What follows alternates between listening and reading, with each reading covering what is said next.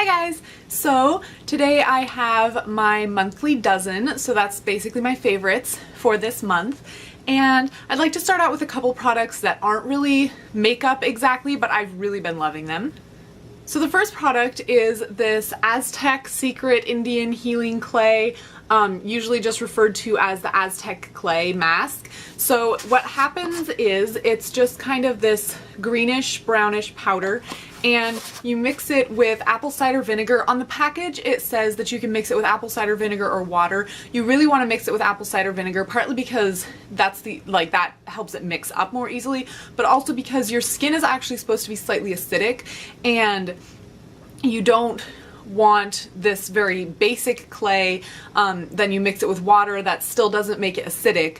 So you don't want that on your skin kind of destroying your skin's natural pH. So when you mix it with apple cider vinegar, that kind of brings it down to a pH that's acceptable to be putting on your skin. So this kind of works just the same way that most clay masks do. It just pulls out impurities in your skin and helps to absorb excess oil.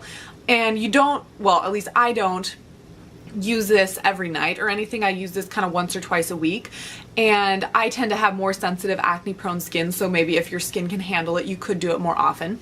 So I actually got this from a friend, but I know you can buy it in lots of places online, so I'll try to link the cheapest one that I can find in the down bar. But yeah, so I have just really been liking this. It's not like a miracle product or anything, but it seems to make my skin a little bit more like refreshed looking afterwards. The next product that I have is the Aqua Glycolic Facial Cleanser. This is a little bit pricier, but as you can see, it's a pretty huge bottle. It's like the size of my hand. And I got it on eBay. It was either eBay or Amazon for, I think it was $17 or $18, but it's a large bottle and a little bit goes a long way. So the reason that I actually love it is that for any of you guys who shave kind of more like sensitive areas, you know, like around your bikini line or underarms as well even, it actually says for cleansing and then for shaving, and so it's got instructions for shaving. And so one time I figured I would just try it, because with my underarms I pretty much just always have like bumps and not exactly razor burn, but it just isn't really pretty. And so I just on a whim tried this, and it made my skin so smooth, so amazing. So I would totally recommend, if you kind of have issues with getting smooth skin when you shave, I would totally recommend trying this. My next favorite is the Real Techniques Essential Foundation Brush. Mine's dirty because I just used it, but I have discovered that I actually really like this brush for applying foundation, because before I just always used my fingers, and this brush is the first foundation brush I've tried that actually works really well for me.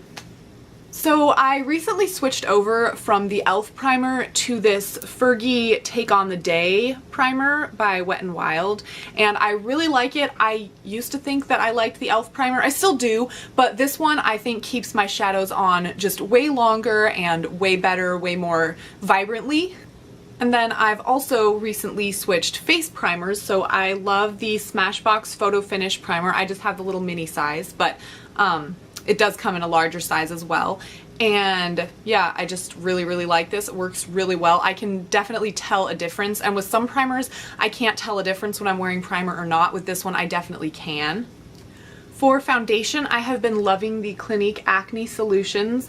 I believe it has salicylic acid, but it's only 0.5%, so it's not really an acne treatment. But I think that it's kind of designed more for oilier skin, which means that it's gonna look good on my skin, which gets really oily and just sweaty because I work outside all the time and it's really warm right here right now. So I just really like this. It works really well for me. Like I said, I just kind of blend it in with a foundation brush and then smooth over a little bit with my fingers, and it gives a really natural coverage, but it does give a fair amount of coverage. It's not super heavy, you know, Kat Von D Lock-It status, but I really like it. I've also been loving the Becca Shimmering Skin Perfector, and this one is an opal. It's a little mini size, but a little goes a really long way. So yeah, I basically just blend this along my cheekbones. I love it. It is so natural. I know that I said a few videos ago that I really liked the Benefit Sunbeam. This has definitely replaced it as my favorite highlighter.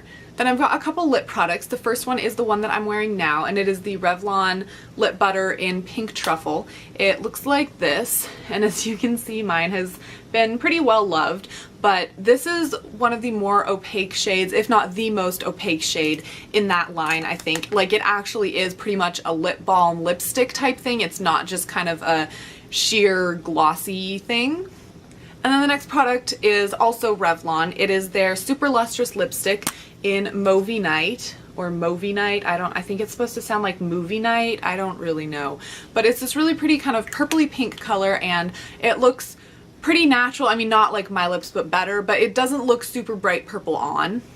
For eyes, over kind of the end of the summer, I've really been loving the Smashbox Be Discovered palette, and I actually got this on clearance from, I think it was Ulta, for like $22, marked down from like $45 or so.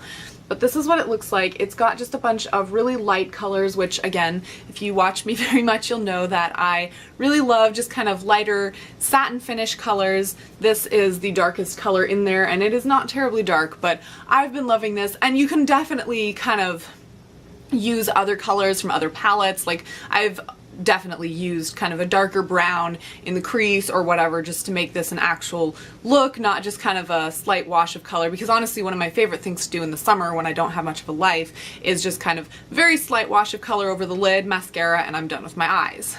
So then I have two nail polishes. The first one is this Essence Nail Art top coat thing in Hollow Topping Please. I actually got mine for 79 cents, which is awesome.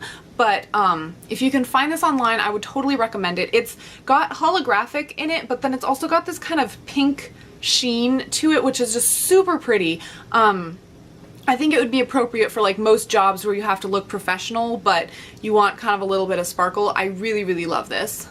Then I mentioned this in a few videos ago. I think it was the review of the lip glosses, but this is China Glaze Choo Choo Choose You, and it's this really pretty kind of duochrome-y, like purple, green, and gold. It's so pretty. I love it.